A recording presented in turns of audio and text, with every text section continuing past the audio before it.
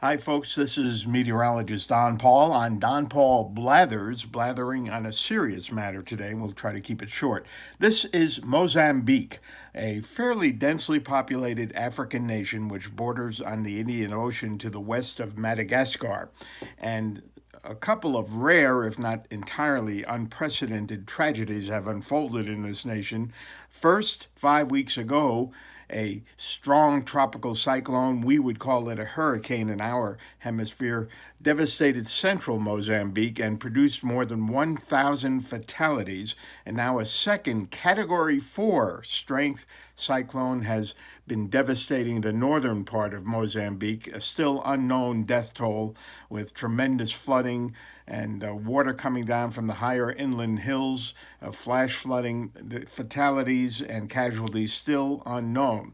This is rare, as the East African coastline, you may be aware of, is seldom impacted by hurricane-type cyclones. It's not that it's never happened, it's rare, and it's become more common in the last few years. There may well be a link between warming in the Arctic and these rare events becoming a little less rare in the Indian Ocean. I'll get to that in a second. Let's show you some infrared satellite imagery supplied by the European Meteosat and some French satellite imagery. This is Madagascar, and there is Mozambique, and there you see what came on shore as a Category 4, now beginning to weaken, although it is producing tremendous rains inland.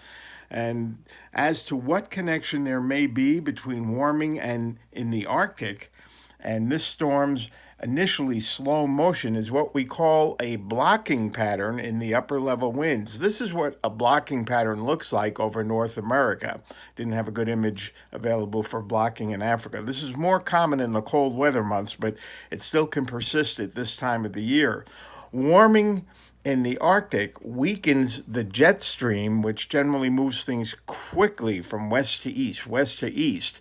And when that jet stream slows down due to less temperature difference between the mid-latitude area of the continent and the polar region, there's less of a contrast, and that allows the jet stream to slow down. And when it slows down, it can buckle like this around the northern hemisphere. And there is some evidence that there has been blocking in association with Tropical Cyclone Kenneth's path and slowness. We've seen impacts from hurricanes in this country which did their worst damage once they moved inland and stalled due to blocking. The two biggest examples, Harvey, the year before last, in the Houston area, which produced some of the worst flooding in history in the continental U.S., and the most costly storm in last year, Florence, which stalled inland in the Carolinas and produced devastating flooding.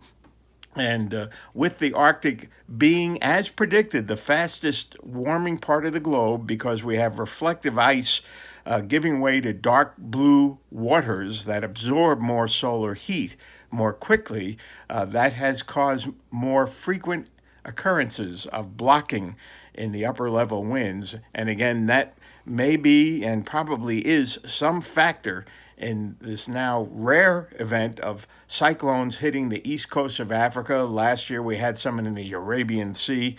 Infrequent becoming less infrequent. Obviously not a good thing, but I just thought I'd tie you into that.